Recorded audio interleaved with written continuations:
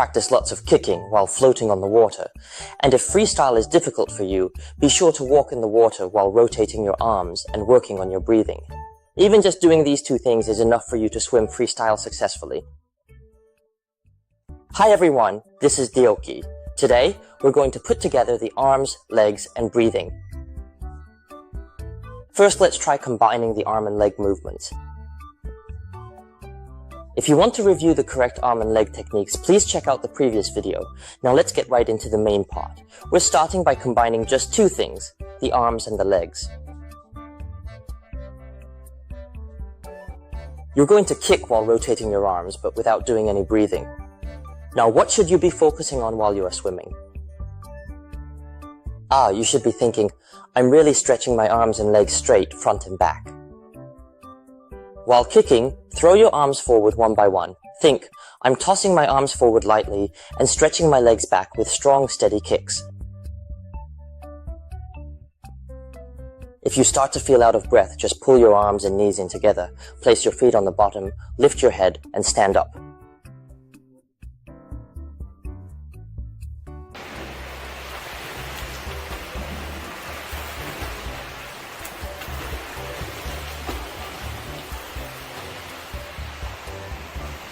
Let me say it again. While swimming, you need to stay aware that your arms and legs are stretching straight, front, and back. Now for the next step, we will try combining the arm movements with breathing. You can do this in place or while walking forward. And now here's something really important. If you're a beginner, you must keep your eyes on the bottom of the pool.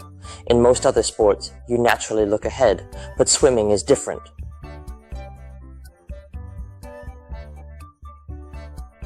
For more experienced swimmers, their eyes naturally shift a bit forward as they move through the water.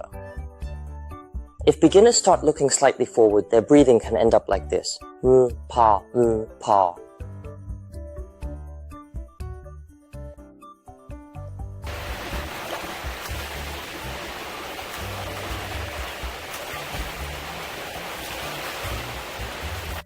This is the correct way to do it.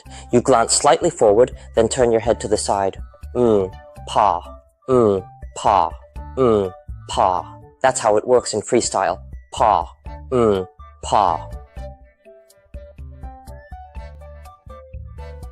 As you pull, your head should naturally turn slightly to the side, right after looking a bit forward. But beginners often end up lifting their head while pulling their arm.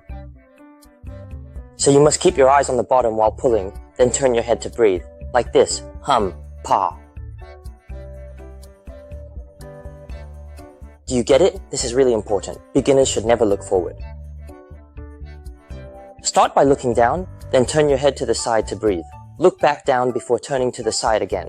Over time, you will naturally begin to glance forward. Got it? This is really important. That's why beginners must keep repeating this. Look down, then to the side, back down, then to the side again.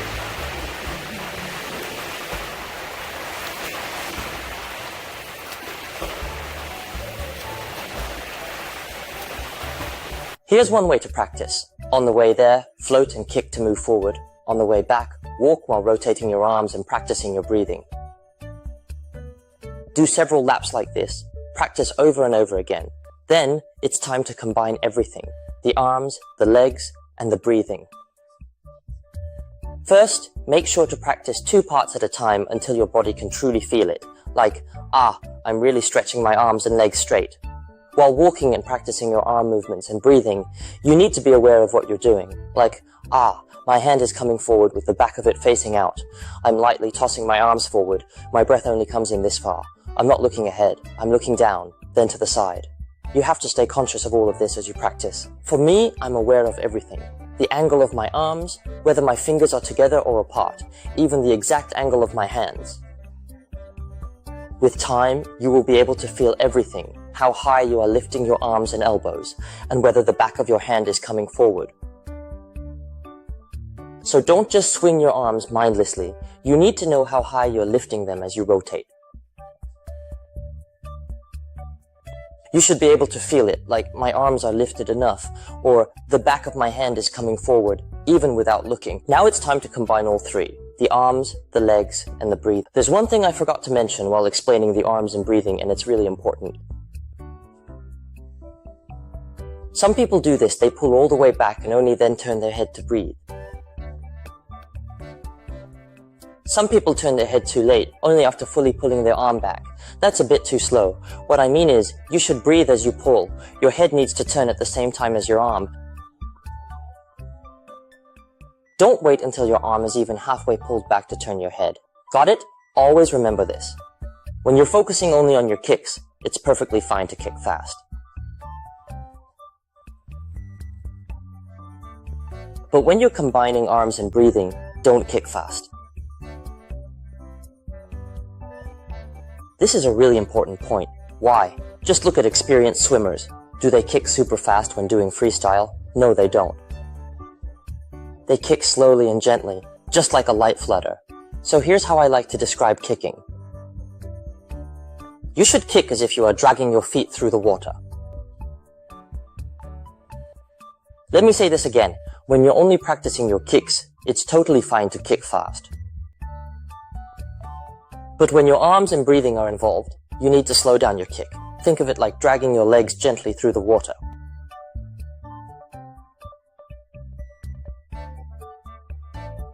Just watch skilled swimmers. Do you ever see them kicking like crazy while swimming non-stop? Of course not. They drag their legs slowly, with calm and steady kicks. Yes, this is the key point. That's how you can keep going without getting tired.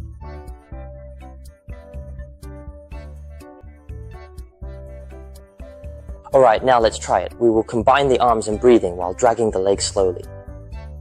Remember, you're not supposed to finish the pull and then breathe. You breathe as you pull at the same time.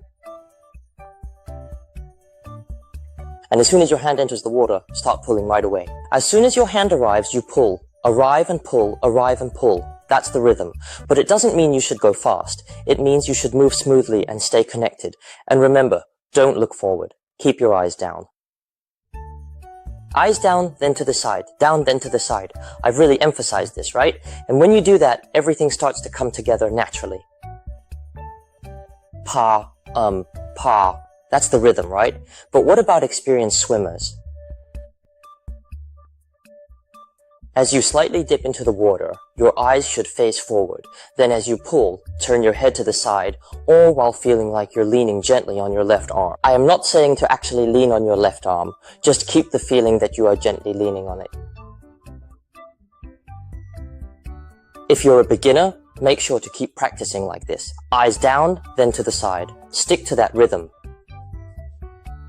As time goes on, you'll naturally start to look a little more forward, little by little. So beginners must always keep their eyes down, then to the side.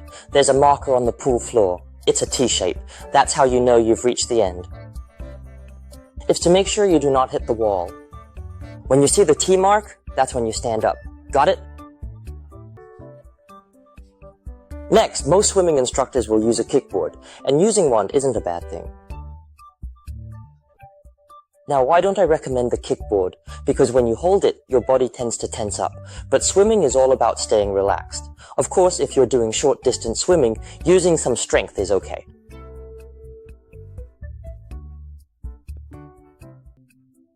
But in most cases, swimming is about long distances, so it's better to stay relaxed in the water. So then, who is the kickboard actually good for?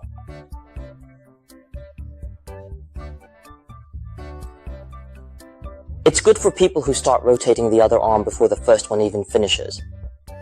Their opposite arm drops down too quickly.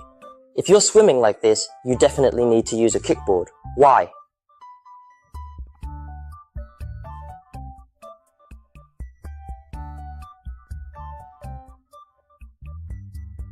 Because when you're holding the kickboard, your opposite arm has to wait until the pulling arm comes back, right? If your opposite arm drops before the other arm finishes, you should definitely practice with a kickboard. And second, those of you who keep swallowing water while breathing. Using a kickboard is also helpful for people like that. Got it? If you're swallowing water while breathing, or if your opposite arm keeps dropping too early, start by practicing freestyle with a kickboard. Once you get used to it, try practicing without the kickboard. And if you feel ready to go without the kickboard, practicing without it might be tough at first, but it's much more effective. Now let me wrap things up. First, go slow. When you swim slowly, you can actually feel it. Ah, my knees are straight. My arms are lifted high. The back of my hand is coming forward. I'm breathing correctly. You become aware of all of that. That's why you need to swim slowly and stay aware of how your body is moving. Now, what's the second point? Second, practice kicking while floating. Second, practice kicking while floating. And walk through the water while rotating your arms and practicing your breathing as much as you can. Third, when you combine your arms, legs, and breathing, drag your legs gently instead of. Fourth, always keep your eyes on the bottom of the pool. Do not look forward. And one more thing, if you keep swallowing water while breathing, use a kickboard while swimming. And if your opposite arm drops before the other one finishes, practice with a kickboard as well.